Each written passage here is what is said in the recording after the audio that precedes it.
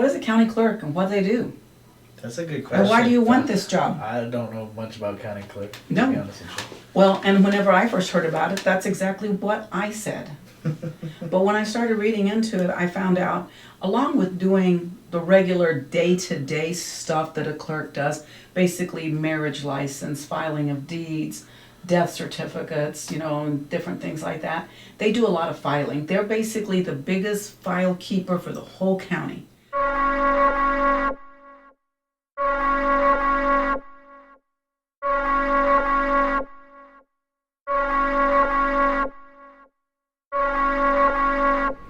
Welcome back to the Beard Bros podcast. Hope you guys are having a blessed day. Before we get started, like the video, subscribe to the channel, and if you like, press the little bell. You'll get notifications for every time we post. We've got a special guest today. Her name is Barbara Gomez. She's actually running for Chaves County Clerk. Mm-hmm. How are you doing today? I'm doing good. Glad to be inside. It's awful hot outside, so glad to be in here. Yes, ma'am. I agree. Yesterday I spent the day putting out signs all throughout the town. Let me tell you, it was hot. Really? Very hot. Do you have to ask for permission? Yep, we do. Whenever you're campaigning, there's all kinds of rules about what you can do and what you can't do. And Okay. trust me, if you're not doing what you're supposed to do, you get told that you were putting stuff where you shouldn't be. Okay. So it's kind of hard to know sometimes where to put things, but Mhm. I guess the one general rule is you have to ask for permission, even if it's an empty lot. Okay. Even if it's somebody's, if it's someone's home, for sure you have to ask them, because people that don't support you don't want your sign sitting in front of their house. Right. But anybody that's got a sign in front of the house most likely is a supporter and wants to promote you in some way. Okay. Yeah. That's awesome. What influenced you to actually run for county clerk? Well, it was not one of those things that was something that was I'd always wanted to do, or something that it was actually I've been a community person for a long time, and by that I mean I've spent a lot of time in this community doing events, putting things together in a way to be able to educate people, and also to provide assistance to people that needed help. So I started creating events about 10 years ago Okay. here in town. One of my biggest events, if anybody knows me or knows anything about me, they've known about this event. It's called the Baby Boomer Business Expo.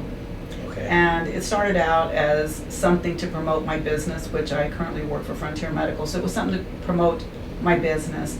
But it ended up, I wanted to do it as a one-hit wonder. I had just done it in 2010 and thought, I wanted to do something. And I thought it was going to be a one-hit wonder. It ended up being more than that. Okay. So from that, many other events came up. So I'll go over those events with you guys later if you guys are interested. But Okay. it started piquing my interest because a lot of things you do in this community require permission Okay. of some sort. You want to put on an event, or you're going to have it at the park. Oh, have you asked the city? Oh, have you gotten the license? Have you done this? Have you done that? So there's lots of checks and balances about what you can do. So I started spending more time asking for lodger's tax money, asking for approvals for streets, because I do mud runs. I've done mud runs. I do 5K runs. I put them together. People always say, "Wow, I can't believe you run in those races." And no, let's clarify this.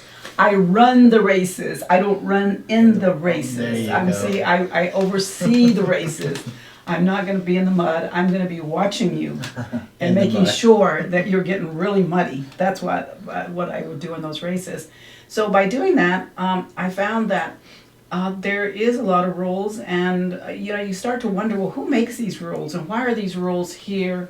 And so the thought that I wanted to run at some point for an office, I thought about it and thought, do I want to be a city councilor? Do I want to be, what do I want to do? How can I be a part of this government in Roswell of making rules, and what can I do? And the opportunity and the timing was never right.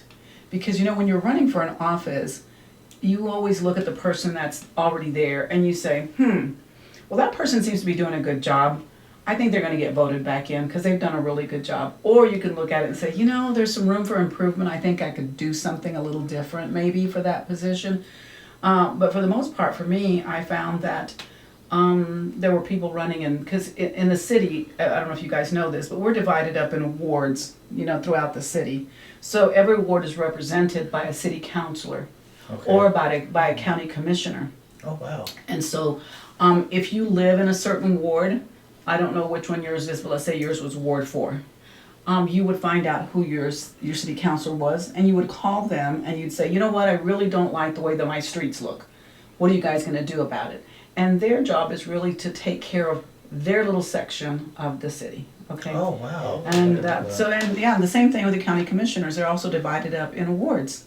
So their ward, so they only campaign in that ward or whatever. So they're looking for votes for people that are living in their area so that they can maybe help them with whatever they need with their problems, their issues. The Okay. county looks more countywide and the city looks more citywide, but I'm pretty sure that they both cross over at times where they're both trying to help the same constituents, and that's what we're called, voters or constituents. So, long story short, I never ran for anything. Well, about last year, around August, I received a call from someone that I really didn't know that well. Thought I knew who she was, wasn't sure, but she said, I need to talk to you about something really important. Can we meet? And I said, sure. So we went to Stellar Coffee Company long before all this craziness started with the virus, right? Right. And so we met at the Stellar Coffee Company, and she pulls out all of these guides and all of this information and said, you know what? A group of us would like you to consider running for county clerk. That was the first time I'd ever even heard of a county clerk. I knew there was a city clerk, wasn't sure what her job was. I didn't even realize there was a county clerk. So I thought, okay, well, let me look at this. I've never thought of it. As I read into it, I was fascinated by the position. I was interested by what is this position, and why have I never heard of this? Mm-hmm. So that was interesting.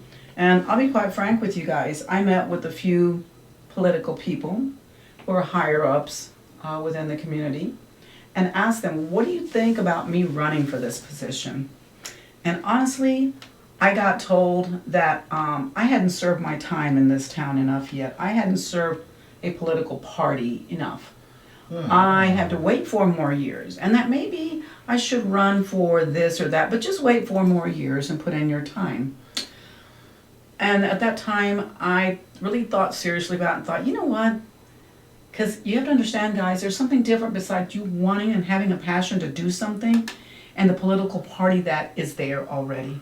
We have 2 very strong established parties already in Roswell. And that's the politics of this. You want to run a clean race. You want to run, an honest race. You want to run with passion. But every once in a while you get sideswiped by the political party that is. And so at that time I decided, wow, I'm not ready for this political fight. I don't want to have a political fight. I really just want to run for a job that I think is a great job. Mm-hmm. And so at that moment, at that space and time in August and September, I just felt like, I felt intimidated, to be quite honest with you. I was overwhelmed and intimidated by not the position, not with running, but with the politics of it all. Wow. So I said, nah, I'm not going to do it. Forget it. I'm just going to keep doing what I'm doing, just going to leave it alone.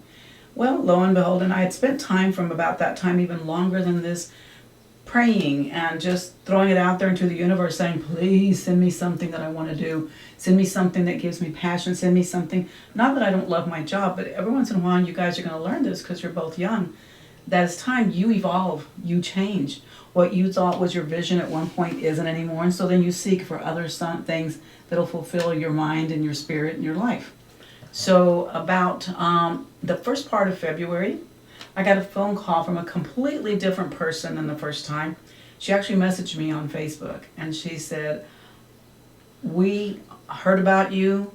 We need you to consider running for this position. And I'm like, where's this coming from?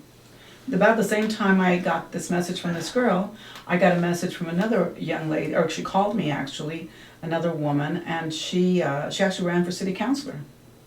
And she didn't win, and she called me up and she said, look, Barbara, this position is they're coming up for an election for this position. I thought that I might run for it myself. But then she said, I thought, no, you know what? This isn't my position. This is yours. And you know how it is, guys. You sound to me like you are spiritual kind of guys. You know, sometimes you really don't know, you know, you ask for something, but you really don't even know whenever God's speaking to you because you're so busy trying to listen that you don't hear. Mm-hmm. You know what I'm saying? Yes. And so, anyway, I was like, where is this coming from? Now this is 3 times now.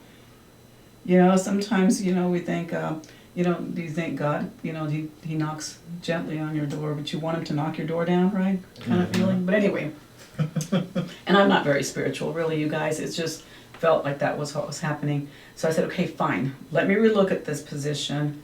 And the last day to file was March the 10th. I literally spent all of February going, yes, no, yes, no, yes, no, reviewing the position, reading about the position, calling the Secretary of State, asking questions, because this position is governed by the Secretary of State in Santa Fe. Okay. And so I was like, what shall I do? So finally, the day came up for me. I had to make a decision. It was a decision day, March the 10th. You had to file before 5 o'clock on March the 10th, right? Ooh. And here it is, you know, noontime, March the 10th, and I'm still going, what am I going to do? Yes, no, yes, no, yes, no. And so I had a team of people, seriously, a team of people calling me saying, are you going to do it? Are you going to do it? Are you going to do it? Anyway, there was a couple of things I needed answered before I really felt okay about it. And that answer came to me, seriously, you guys. I was sitting on the south side of town at a doctor's office, because that's what I do. I work with doctors. I'm a marketer for a, you know, home health agency. So I spend all my days in doctors' offices and talking to them and delivering orders, picking up orders, just different things for doctors. And so I was sitting there at a doctor's office, and at 4:15 in the afternoon, I got an answer that I'd been looking for. And I thought, oh no, it's 4:15. I gotta be at the county clerk's office. The office I'm running for, I need to be in that office before 5 so I don't miss this deadline. I had to have something notarized to make things, you know, more fun. Mm-hmm. So I said to this girl, okay, I gotta get off the phone.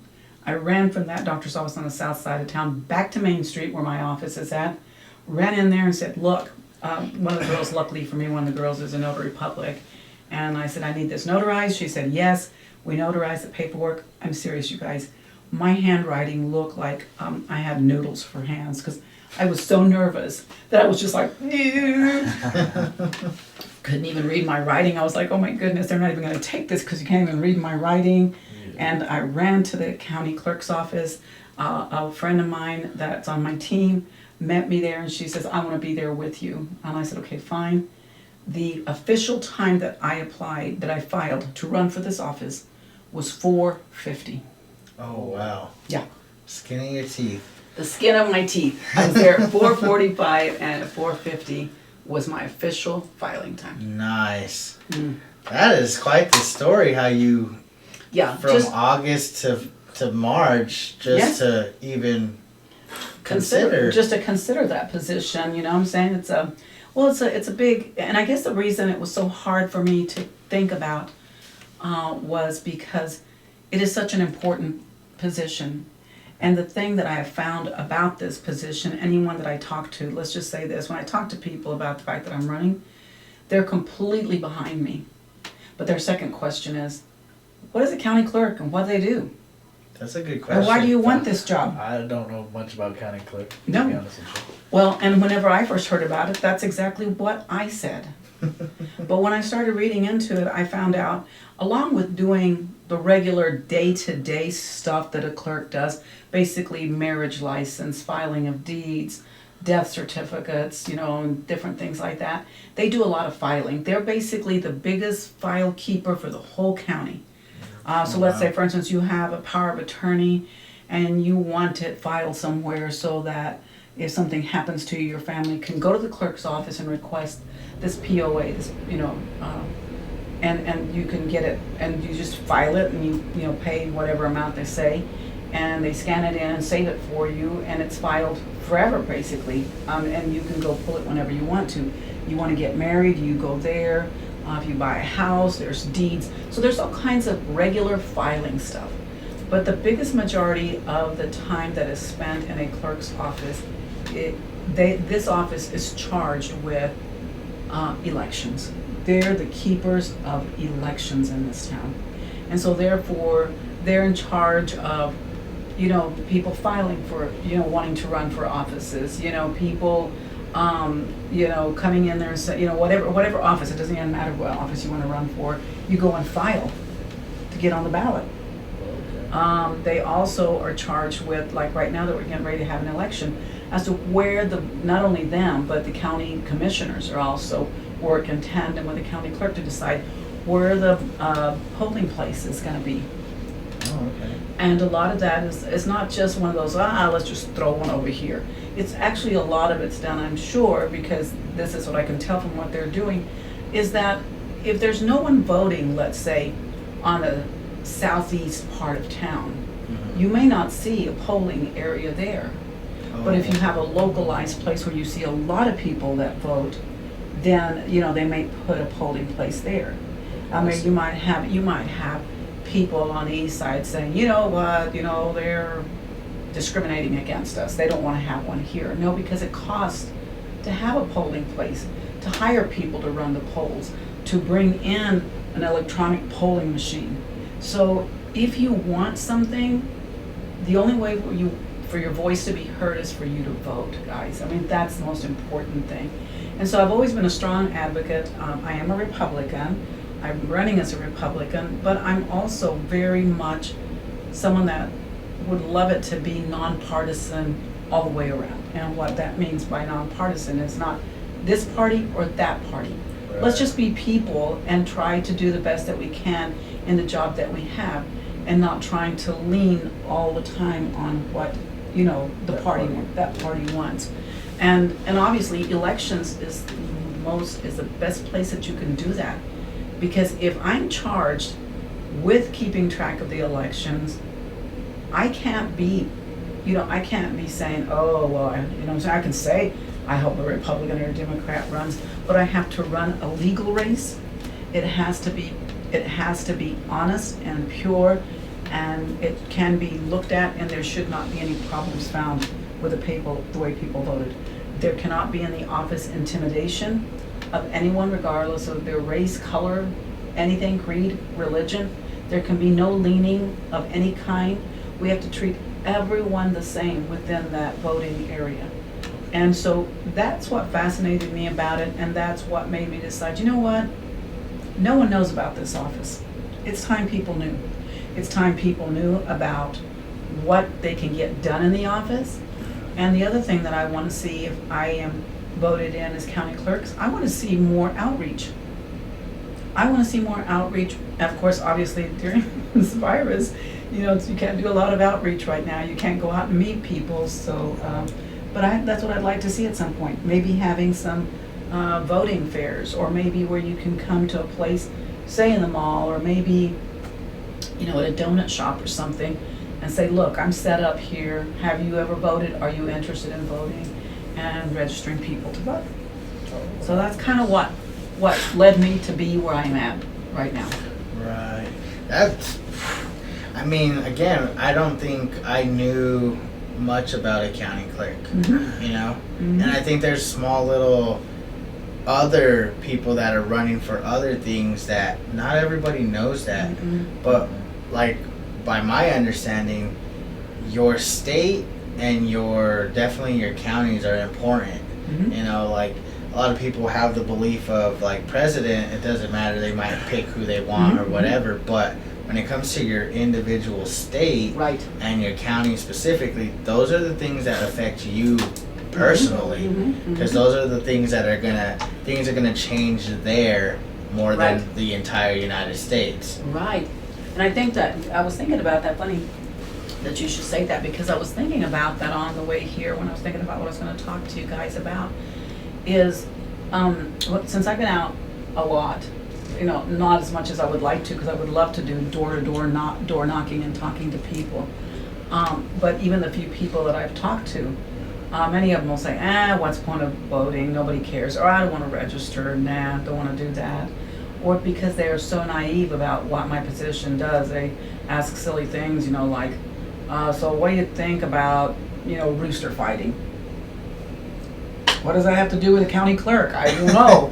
I mean, personally, Yeah. I don't like it. I personally don't care for it. Right. But I think the big thing that I found, because I am running against someone that is, has been in the office. And so some people, kind of look at it going, well, you don't know what you're doing. It's your first time. But you know what, guys? It's like this. If that's the rules that we're going to play by, then you will never get a chance to do anything. You will never get a chance to do anything. If we're going to wait around to say, oh, well, you must be the most experienced person in the world. Well, how do you gain experience without doing something? I agree. How do you do that? And so I found that when I started researching all of this, that this position is governed by the Secretary of State in Santa Fe. Okay. The rules are made by Santa Fe. They're made by the Secretary of State, who's also a voted in person. I mean, she's an elected official as well. So she makes up the rules. And the guidelines and the structure of how this office should run, as far as what's legal and what's not legal, is already set by the Secretary of State. So let's say the Secretary of State said, people that walk in wearing blue shirts can't vote. I don't have any choice. If you walk in with a blue shirt, I can't let you vote, if that's what she says. Wow. If she says anybody that wears polka dot shirts can vote all the time, I just have to obey the law.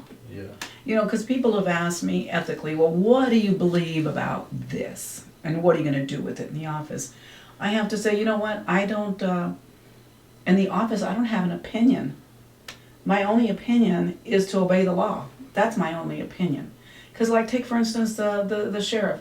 You think the sheriff agrees with every time he's got to run over there and throw somebody in handcuffs, or every time he gets called to something? No, but the law has been set as to what he's supposed to do, what his personal belief cannot play into this picture.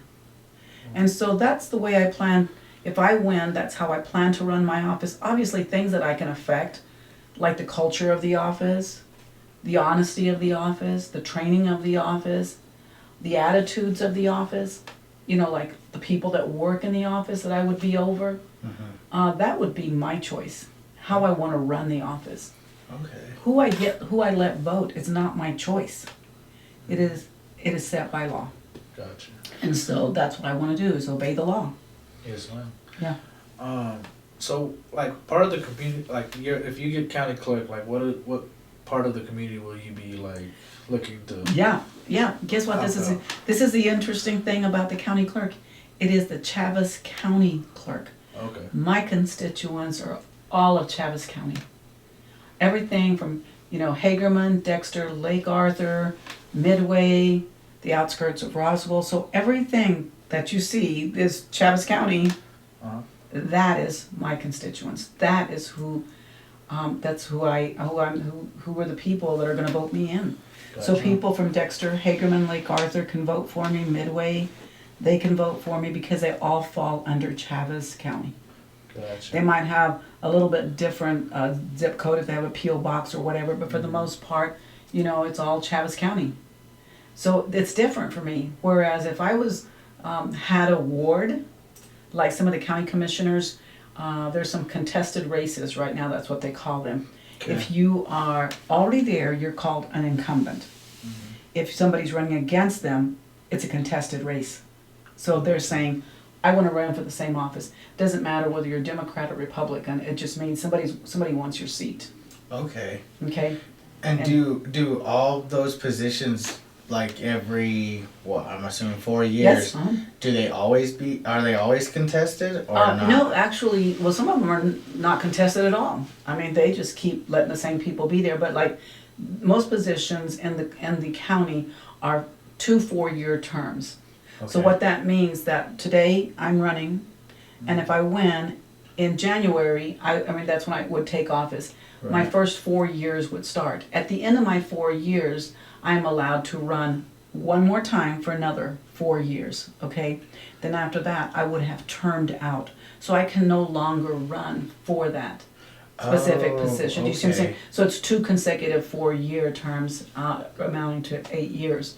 But after 4 years, you kind of have to ask the community, so how am I doing? You want to keep me or not? Okay. And somebody can come in and say, you know what? I don't think you're doing a good job. I'm going to run against you. Or guess what? I just want that job. I want to try to see if I can get that job. And so the county commissioners do that. So some of them have already turned out, so they can't run anymore. So they might have one or two people running for their position. It doesn't always have to be a Democrat and Republican, because actually the three major parties are in New Mexico are Republican, Democrat, and Libertarians. Right. Okay, there's people that vote independent and they can vote. I'll tell you about that a little bit more later. But so it depends. Roswell's more heavily Republican, so you might see more Republicans running. Okay.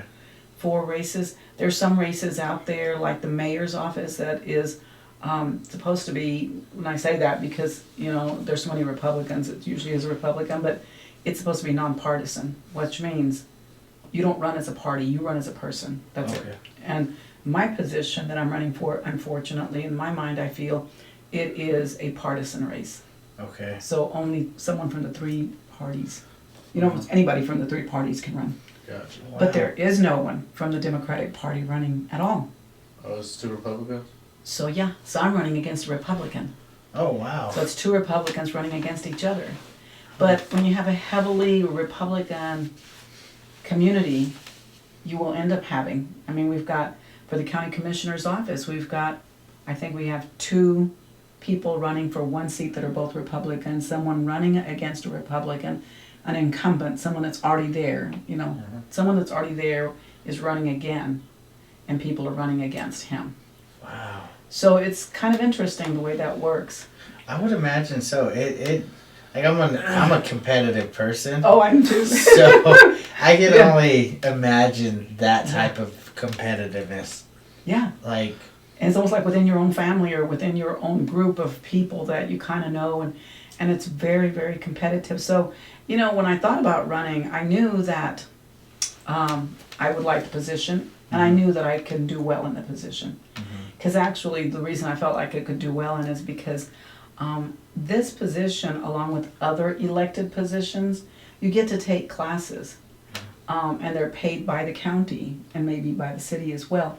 So if, let's say, you're running for county commissioner, there's actually, her name is county clerk, there's actually classes out there that are given to you about the legalities of it, the ethics of it, how to do your job. So they set the framework and the guide for you to do it. And so at the first time I thought about running was back in, like I said, in August. These classes are offered by something that's called The Edge, put on by New Mexico State University. oh, wow. So they oversee this guidance of how you do these things based on the law and everything else. And so I called the lady from The Edge and I said, look, I'm thinking about running for this position. I'm going to be in Albuquerque, so can I take some classes? Because I looked at it online, I saw what they were offering, and I thought, well, I'll be in Albuquerque during that time. I could take a few of them and see if I even like this. And she basically said to me, why do you want to do that? And I said, because I want to learn more about the position. And she said, no one does that. And I was like, no one does that? And she said, no. You wait till you're elected, and then you take the classes. And I was like, really? So I had the book already, so I've been reading the book. I've been reading up on it. Really? And when I have questions, I just get on the website of Secretary of State and look things up. I call, there's people there, and they'll tell me, what to do and how to do it. And so it's been really interesting. That sounds interesting. And it's crazy how they recommend you not to do it yet. Yeah, they just said don't do it right now. Basically, they said, your county will pay for it when you do it. Why do you want to pay for it now? And besides that, well, look at it this way, you guys. Let's say that I'm running against a Republican, as I am right now. In June, only one of us gets to move forward to the November general election. So in June, it is the primary. Okay, so there's 2 parts to, I don't know how much you guys know about politics, but there's 2 parts to it. So I kind of look at it like this. You have a baseball team and you have a baseball team. Okay. Yours are Republicans and you're Democrats. So then you start picking the people that you want to be on your team, and you said, hey, I want him, he's the best hitter. I want him, he's the best whatever pitcher, right? Okay. And then Then you say, okay, all right, now we're going to have the game. So you're going to put your very best person against your very best person. Okay, so now you got these things going. So, so then you have this race. So then the race is a voting time. So then the Democrat wins or the Republican wins, and that person gets to move. Or let's say you have 2 Democrats and 2 Republicans. You decide, everybody decides this is the best Republican, this is the best Democrat. So they can move forward on to the general election and allow the people to decide between this Republican and this Democrat, which one do we want. Okay. So for this race, because we have 2 Republicans running, the race is over in June, pretty much. I was gonna say, I was wondering, was there 2 or even a single Democrat waiting for you guys' thing to finish in June? So basically, who wins in June is gonna win in That's November. it. It's If you were gonna run, you would have had to file March the 10th Oh when wow. I did, and nobody else filed, except for the lady that's in the position. Well, she's not the incumbent; she works in the office, and so just that woman. So a lot of times people say, well, the incumbent's always going to have the upper hand. They're going to win because they've already been there, and if they've done a good job, they'll keep that job. That's true. And a lot of people have asked me if she's an incumbent. She is not an incumbent. It's her first time to run as well. Okay. So I'm figuring to myself, I'm pretty smart. I've got as much chance as anybody else to run. And bottom line is, the vote comes down to people. The community, the people of Chaves County decide who they believe is the best person for the job. And that's a good question to ask is, because of COVID-19 Mhm. election year, Mhm. how's that actually affected your campaign? Well, because I've never campaigned before, I have no idea really what it's like to campaign without COVID. But because of my position as a marketing person, I've always been really creative. I've always tried to find an edge out there because I am, like you, very competitive. I work for home health right now, and we have more home health agencies in Roswell than you can imagine. So fighting for, people to select our home health agency instead of somebody else is always a game of how can I be more creative? How can I come up with a better way of doing this? So whenever they told me I couldn't knock on doors and I couldn't see people, I was like, oh my goodness, because I know lots of people. I know so many people, but I can't go to their office. It's much easier if I send you an email and say, hey, Joelle, could you support me and send me $100? So I can do some advertisement. It's easier for you to say, not a good time, Barbara, thank you, But a lot more different if I walk up into your office or to your home and say, hey, Joelle, look, I'm running for office, and I really could use some campaign funding. You gotta go, hey, I can't give you 100, but I'll give you 50, Barbara. So that face-to-face, kind of a thing is so much better. But because we have social media, and because we have phones, and we have emails, because we have podcasts, because we have newspapers, I'm comfortable in this environment. I don't know how comfortable my competitor is. I've been in the community for a long time. I've done numerous interviews for the radio. I've done, like I said to you before, I've done one other podcast. I am not uncomfortable doing this. So I thought, well, I'm fine with doing this. I'm fine with talking to people, cold calls, meeting people, having them register to vote and things like that. So that it's been, and the other thing I thought about COVID is, as much as it's a terrible thing, it's a horrible thing. But in the aspect of running for a race, it put me and my competitor on the same level playing field. She can do no more than I can do. That's She can't. true. That is true. She can't. And so we both can do the same thing. So it makes it, to me, a more fair race because there isn't anything she can do. She can put up signs just like I can put up signs. She can call people. She can do whatever. So we're both doing the same thing. But I'm thinking I'm running a completely different race than she is. Okay. I feel like. Do you happen to know the person you're running against, like on any type of On a personal basis, I do not. The first time I met her was actually the day I filed. Oh wow. So y'all were both in there at the same time? Yeah. No, she works there. Oh, okay. So I had to get her assistance, to some degree.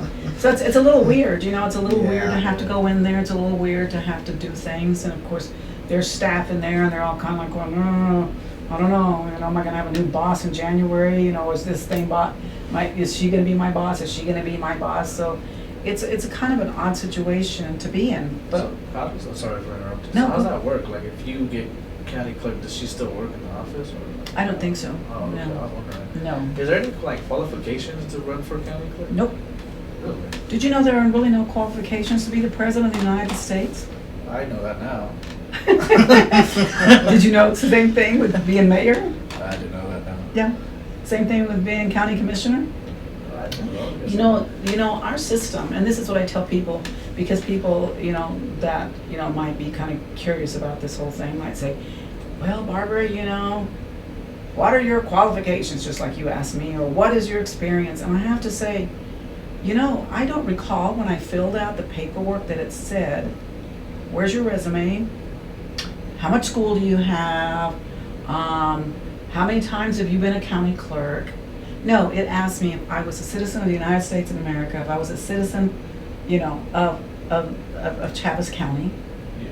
Yeah. What party did I belong to? Did I belong to a major party? And that was pretty much it.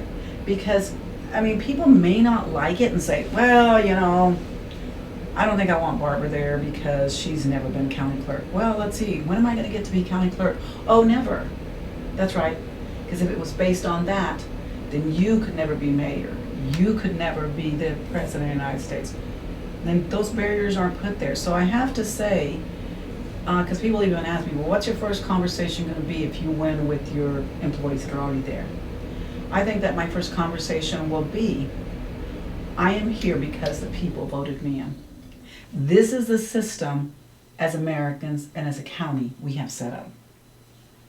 I didn't get it by cheating or lying. I got it by people voting me in, and this is the system. You either like the system and we work together, or you don't like the system and you choose another path.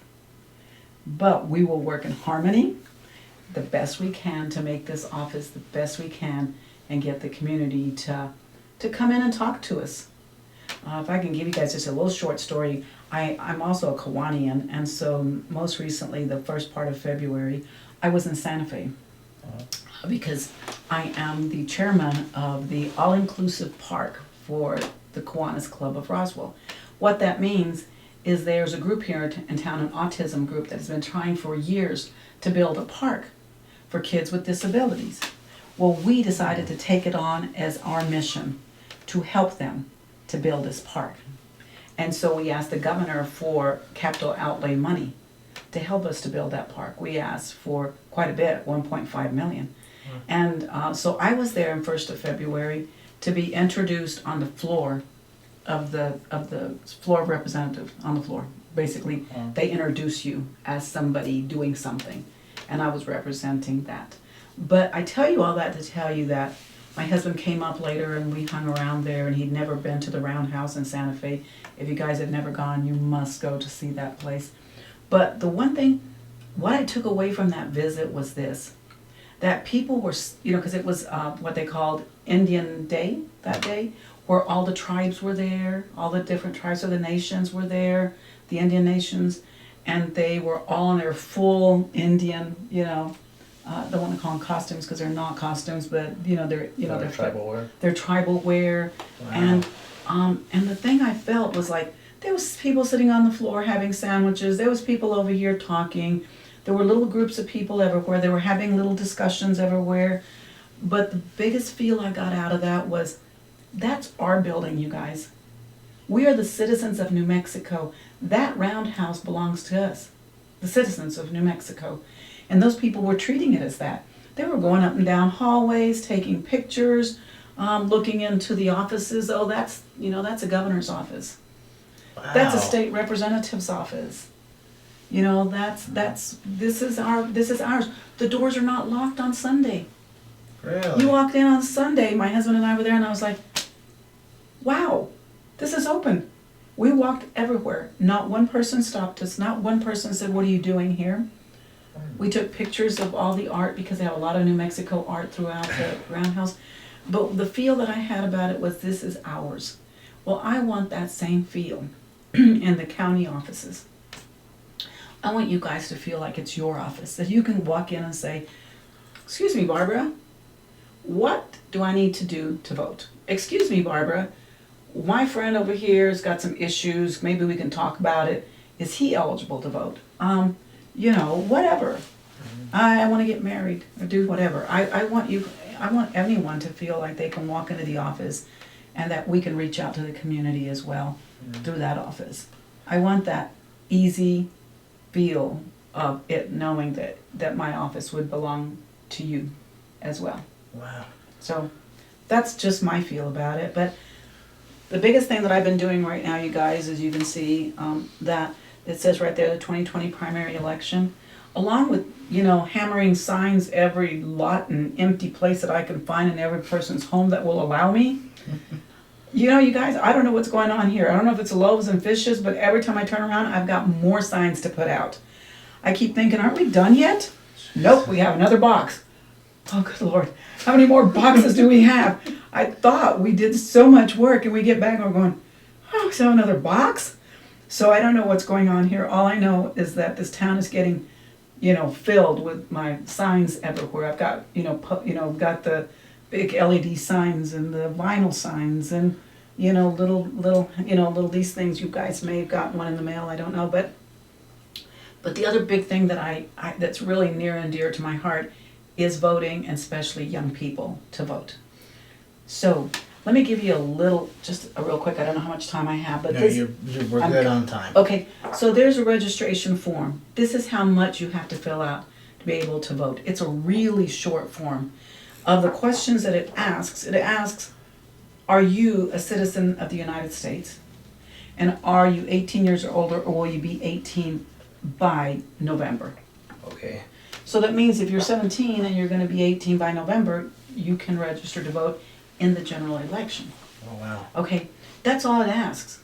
And of course, you have to sign that, so if you're lying about any of that, you're under perjury, 4th degree felony. You can't lie about it. You have to tell the truth. But it takes 5 minutes to register somebody to vote. And there's a section there that asks you, what party would you like to be? It's, it just kind of gives you a place where you can put, I want to be R, Republican, I want to be D, Democrat, I want to be L, Libertarian. Or if you don't want to select any group at all, and you just say, nah, I'm not picking anyone. I'm not going to declare a party. I'm just going to say no, I don't want to declare a party. Okay. And they can put you at that. The difference is, though, guys, that in the primary, you can only vote party lines. Okay. So if you are a Democrat and you want to vote for me, you will not be able to in the primary, okay? Okay. Now, in the general election, parties cross. So let's say, like I am Republican, you're Democrat, you can vote. A lot of people vote what they consider their conscience, and they vote for the person, not the party. Wow. There's two ways I've seen people vote. Number one, you can vote party line. So you can actually, when you go in there to vote, like let's say next week, because it's already opens voting next week, you go in there, it'll ask you, do you want to vote a full straight Republican? You select that. It means every single thing that's Republican you have voted for, Okay. regardless of the person, regardless of anything. You're just voting with your party. That's it. You're standing with your party. Same thing with Democrat. You're just standing with your party. And then there's people that say, you know what, I'm going to vote the person and not the party. And so those people actually change their parties depending on the person they want to vote for. Okay. See, a lot of people think that once you put Republican on there, or once you put Democrat on there, that you're locked in for life, that you can't change anymore. No, people do it all the time. They vote Democrat one time, they vote Republican next time. You just have to change your registration every time that you want to change. Okay. So what's happening with me, which I find it really cool, and you'll see it on my Facebook, guys, you're more than welcome to look at it, Barbara Gomez for County Clerk. You can look at it. I've had Democrats say to me, Barbara, I know you're the best person, and I can't vote for you if I don't change, and I know this is the only chance you will get to do it.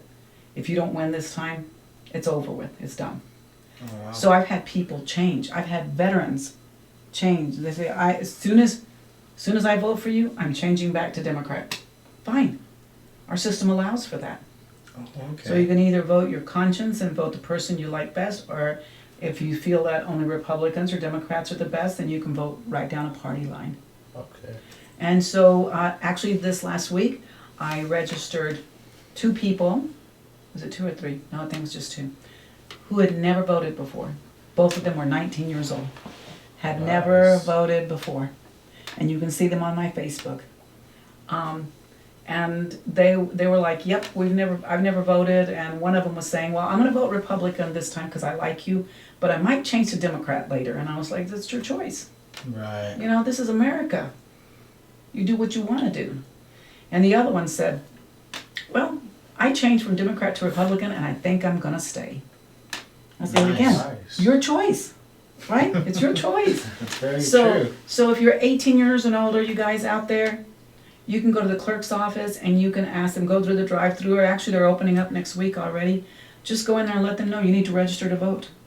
And you decide for yourself what party you would like to be a part of. You know, if you have questions about, you know, the differences in the party, it's a lot to explain. So I'd recommend that you just look it up, you know, not on Facebook, but on, you know, just Google it and find Okay. out what's the difference between the parties. I just know that for myself, what I like best about the Republican Party is that we are for freedoms and rights. I mean, we don't like our freedoms taken away at all, in any way, shape, or form. Even if it means freedom of speech, you know, right now, if they started putting a muzzle on you guys, you couldn't do this anymore. And I'm not saying the Democratic Party agrees with that, but they're more leaning at having more regulations and more restrictions. Oh, wow. And I'm not for that. I own a gun. I have a conceal and carry. I believe in the rights of Americans to have, I mean, that's our constitutional right. Right. I believe the freedom of religion. I mean, during this COVID, I know people are even questioning, wait a second, I know there's an illness out there, but you can't restrict us from worshiping. And those are the things that I believe in, that I don't want those rights taken away from us.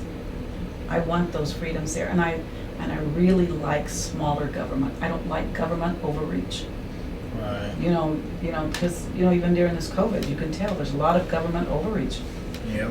where we have small businesses that are dying all over the place and there's nothing we can do until this is lifted. Either we deal with it, or as some people are doing in some counties, they're just saying, we're not doing it anymore, we're opening up. Yeah, that's the fear. That's something I wanted to ask. Like, you mentioned voting opens up this week coming up, right? Mhm. How's that being affected right now? Because we're not allowed Well- to gather. Well, you know, just recently, some county clerks throughout the state of New Mexico got together and they said, let's do only mail-in voting. Because there's 3 or 4, let me think. So there's mail-in voting, there's absentee voting, and there's in-person voting, Okay. okay? So, they really wanted to do mail-in voting. But mail-in voting amounts to this. Let me just kind of give you a little example. Whenever I decided I wanted to run, because this is our right, you can get a list if you want to. Okay. You can go to the county clerk's office and say, you know what, I want a list of everyone that's voted within the last 3 elections. Okay. What do you want, Republican or Democrat? Everything. I want everything. That's what I asked for. Give me everything. So they gave me this giant list of everyone that's ever voted, right? And I said, I want their phone numbers. I said, okay, fine. So because it was COVID, I decided, you know what, let's just do a phone type of a campaign where we call people up. The biggest number of those numbers were wrong. The biggest number of those addresses were wrong. And it's not the clerk's fault, because we just don't update our stuff. You know, we change our phone number, we don't let anybody know. We change our address, we don't let the clerk know. So those lists are largely incorrect. Okay, so now moving back now, saying that the Secretary of State and these clerks wanted it to be changed to mail-in, so people to avoid it. So let's take it for instance, we're gonna do mail-in. I look at this list, I do this, I threw out all of these ballots. They end up at your door. You don't live there anymore. Somebody else gets your ballot. They go, hey, I think I wanna vote for this person. Scribble your name on there, send it back. What is that? Fraud. Send it to grandma's house. Grandma's 87 years old. And grandson lives there and says, yeah, I'm ultra liberal and I want to vote for Bernie Sanders, where I'm ultra conservative and I want to vote for Trump. And grandma's not for that. Guess what? Grandson can sign and say, here you go, fill it out, grandma. Or maybe they're not even registered, they shouldn't even be voting at all. But that's what happens whenever you're just going to do this. There's no checks and balances at all for a mail-in ballot. So I personally said, nope. I made a stand. I put out my declaration of what I believed in, and I said, I do not agree with this. I do not believe in mail-in voting. I believe in absentee voting. Because see, an absentee vote is different. If you go up to the clerk's office and you say, I want an absentee ballot, they're going to say, okay, your name is Joel Gonzalez, right? Let me see your driver's license. What is your social security number? Yep, that's you. Where do you live? Oh, okay. All right, we'll mail you one. Now you have a checks and balances that the real person that asked for it is getting it. You're not throwing it out there into the wind and whoever gets it, or an empty house or empty lot or whatever. You're sending it to a person. I think Lincoln County had a race like that where they did a mail-in ballot. And I think they said they got, I can't remember, maybe they sent out 1,700 and they got, they sent out, I think maybe 2,000 or 3,000, and 1,700 of them came back as undeliverable. So that's how a is lot of votes. That's a lot of votes. But now if you ask for an absentee ballot, you'll get one mailed to you. So you can avoid the COVID, you can avoid everything. So they're still gonna do the whole checking in. Well, there's two things that, Kind because actually this went to the Supreme Court of New Mexico, this request.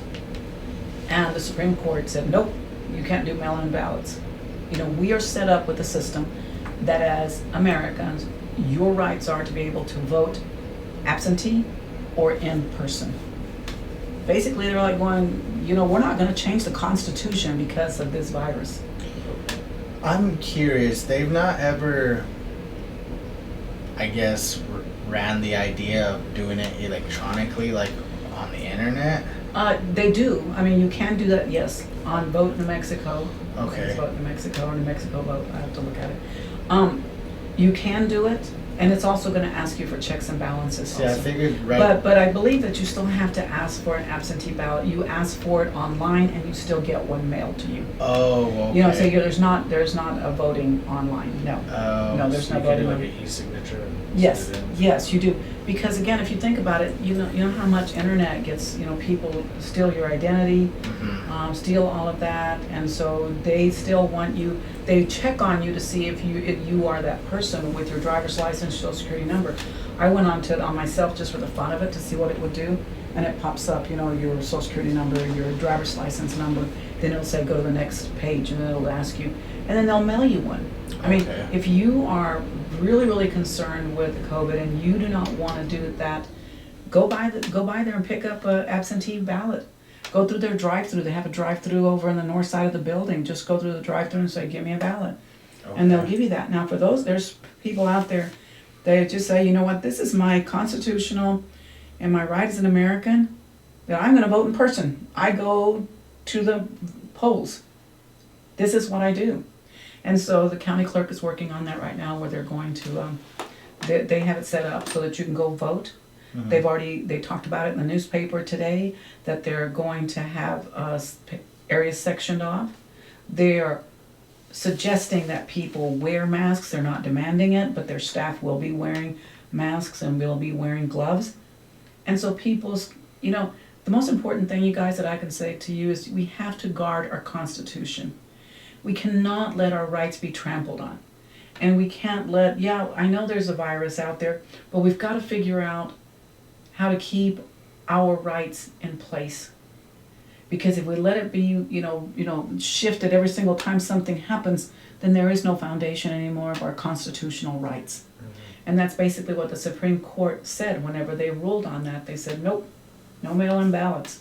We're not changing it. Because it would have had to change the Constitution of New Mexico in order to allow them to do mail-in voting. And the Supreme Court of New Mexico said, we're not changing it. We're asking, the governor's asking that we all do absentee voting, but if it's your right, if you have a right to go to Walmart and take your chances, Yeah. then you have a right to go to the polls and vote. Wow. I think Yeah. that's pretty accurate. I mean, if you're taking a chance on getting tissue paper, then you should take a chance in changing your county clerk or Yeah. mayor or whoever else is running. That's right. I think that's one of the biggest things that I've noticed about this whole thing. They're all worried, you can't go to the car wash. Can't go to the car wash because you might get COVID. You can't, run to the liquor store and get something, but you can run over to Walmart and get liquor. I mean, I feel like some of these places can be just as safe. Plus the unfairness and there's different standards for small business. And that's the biggest thing I think that our community is protesting about, that I've seen or rallying about, is they're just saying, can't we make it fair? If Allsup's can sell something, why can't they sell something? If Target can sell you a pair of shoes or a dress, yet one of these small stores downtown can't. How is that okay? Not sure. That's true. That's been a big focal point lately. It has. Is It has. the whole discrepancy between who can do what and who can't do anything. Because I think it pits it where there's winners and losers, and unfortunately, the losers in this case are small businesses. Right. I mean, we're already having enough trouble in Roswell, with tourism. We're trying to get tourism here and keep our small businesses going. Everyone wants a vibrant Main Street, but who's Main Street? Are you seeing Walmart on Main Street? No, you're seeing small businesses that are selling pizza. I mean, I got a pizza place that sits behind my office right now that he's going crazy right now. He's a food truck. And luckily, Yeah, food trucks, We did you just guys had go him on there? here. We had him on here. Did you really? We do food reviews on Wednesdays. Yeah, I forgot what it's called. I forgot. Doghouse. Doghouse. Kind of a weird name. I was excited for a hot dog, and I'm like, what? Pizza? This is weird. I thought it was going to be a hot dog. But, I mean, I commend those guys. I mean, they're out there trying to keep it going. But if you don't have a way to get a food truck, or you can't do your business, whereas I know that a lot of these stores, they can monitor who goes in. They can say only 3 people can come in at a time. They can say, no, we're going to wipe everything down afterwards. I'd like to know how Walmart's doing that. Yeah, because that's a big store. That's a big store, but that's a completely different issue. Very a true. completely different issue Very that true. we can go over a lot into detail. But I am going to leave for you guys some of this. This is put out by the county clerk's office. It's a 2020 primary election. That basically tells you how to absentee vote. It's also on my Facebook. It tells you all the voting locations. It tells you where you can start voting already on May the 5th. If you Okay. want to do, that's the other thing. Of course, there's absentee voting, there's in-person voting, and there's early voting. Right. So election day is June the 2nd, but early voting, you can start as early as May the 5th, all the way to May the 30th. You can vote early, and you can vote at the county clerk's office on the south side of the building. I think they call it Section D. You can go in there and you can vote early. You can also vote. The only thing that's wrong with this is it says the Roswell Mall, but because the mall is closed, it's going to be at Berendo Elementary School. Okay. So anywhere you see the Roswell Mall, make sure that you don't go there. And come time to vote, on June the 2nd, then you can go to any one of these. There's a whole list of different places that Okay. you can vote. Awesome. So you can go to one of the churches, you can go to Nazarene Church, you can go to, an elementary school, you can go to different places to go Awesome. vote that day. Gotcha. Remember, guys, if you're 18 years or older, That's right. register at the county clerk's office, get registered, sign up, and then Hey, here's Go. here's an option too for you though. You can message me on Facebook. I am a third-party registrar, qualified to do this. I can go do it at your home. I can meet you somewhere. It takes 5 minutes, and I'll deliver it to you to the clerk's office if you'd like. I have 4 of them right now in my possession that I did this weekend that I'll be delivering tomorrow. Awesome. So you don't even have to go there if you don't want to. If you want to call me, message me. If you want to sign one of my signs in your home, again, message me on Facebook. Contact these guys. I'm sure they can tell you Yep. how to get a hold of me.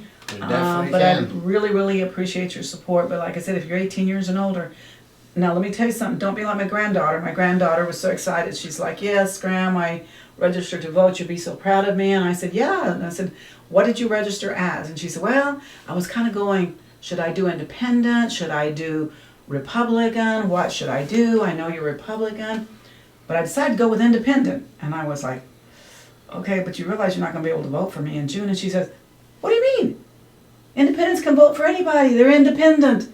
And I said, not in the primary. Right. You have to choose a team in the primary. In the general, you can pick whatever. You can pick whatever. So she's like, well, I guess I'm changing. So she went and changed to Republican so she could vote for me. So just keep that in mind. Keep that in Yeah, mind. if you want to vote for her, make sure you go Republican and vote for Barbara. There you Yes. go. We usually have a segment for children. Message later on, 20 years. But in this case, I'd like to. I'm gonna figure how old I'll be in 20 years. Oh, I might be dead, but okay. Okay.